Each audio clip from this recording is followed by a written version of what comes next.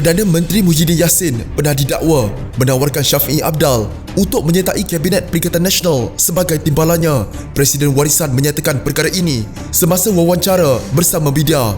Cuba anda tanya kepada beliau, katanya dengan nada bergurau ketika ditanya apakah Presiden Bersatu yang menjadi Perdana Menteri pada bulan Mac telah menawarkan Syafiee jawatan timbalan Perdana Menteri. Ini selepas Syafiee mendedahkan Muhyiddin berhubung dengannya untuk mendapatkan sokongan warisan supaya dapat memperkuat Perikatan Nasional. Beliau tidak menyebutnya, tetapi saya tahu mengenai hal itu, tambah Syafiee. Menurut Ketua Menteri Sabah, Muhyiddin telah menghubunginya kira-kira 2 minggu setelah Perikatan Nasional berkuasa mencadangkan pertemuan antara mereka.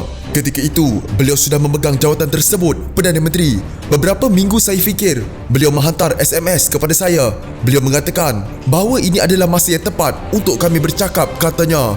Itu beberapa waktu yang lalu. Ini melalui pesanan teks, jelasnya.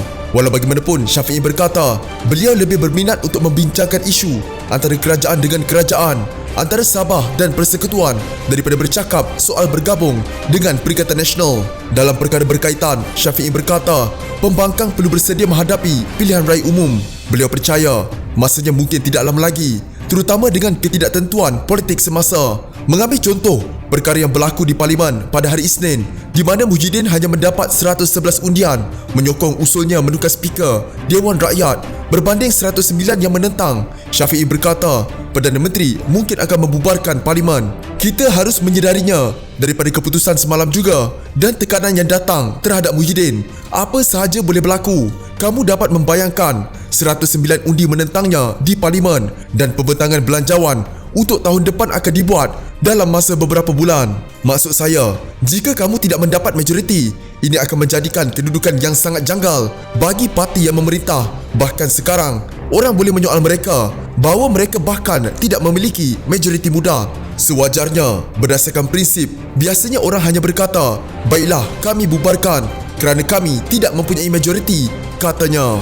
Syafiee juga menyokong idea mengadakan pilihan raya umum untuk menyelesaikan kekurangan majoriti yang jelas daripada mana-mana pihak di Dewan Rakyat. Beliau berkata, sebuah parlimen yang tergantung tanpa majoriti mana-mana parti menjadikan negara itu dalam keadaan tidak menentu sama ada tidak di sini atau di sana, ketika negara amat memerlukan kejelasan untuk menyatukan rakyat dan memulihkan ekonominya. Ia juga tidak baik bagi pembangkang untuk membentuk kerajaan dengan majoriti satu angka. Tambahnya berkata, itu akan menjadikan mereka mangsa tebusan. Saya percaya bahawa rakyat juga sudah muak dengan ahli politik sekarang. Sekiranya kamu bertanya kepada saya, mari kita adakan pilihan raya. Bagi saya tidak mahu perkara ini dipersalahkan kepada kami. Jika anda mempunyai gejala seperti demam, batuk dan sesak nafas, jangan berlengah untuk terus ke klinik atau hospital bagi menjalani ujian saringan. Bersama kita tangani wabak COVID-19.